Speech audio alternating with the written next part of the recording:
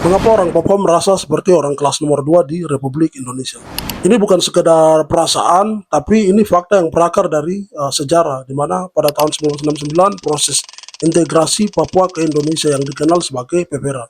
Jadi pada saat itu PPRA itu dianggap tidak demokratis, yang mana orang Papua punya hak untuk memilih, tapi mereka dipaksa untuk dibungkam begitu, sehingga mereka harus bergabung ke Indonesia. Dan sejak saat itu orang Papua menghadapi kenyataan pahit seperti akses pendidikan dan kesehatan yang tertinggal, sementara kekayaan alam itu dieksploitasi tanpa manfaat dan yang sepadan untuk bagi orang Papua. Jadi rasa sakit ini itu diperparah oleh rasisme, diskriminasi. Jadi rasisme yang tak kunjung usai saat insiden perkataan rasis di Surabaya, kata monyet, dan itu hanyalah salah satu dari sekian banyak contoh.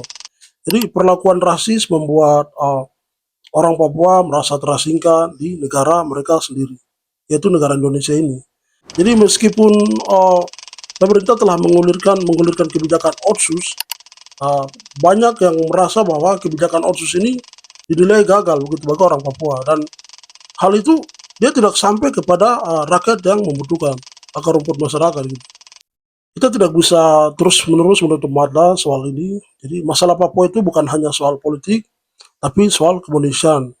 Dan ini adalah luka yang harus kita sembuhkan bersama.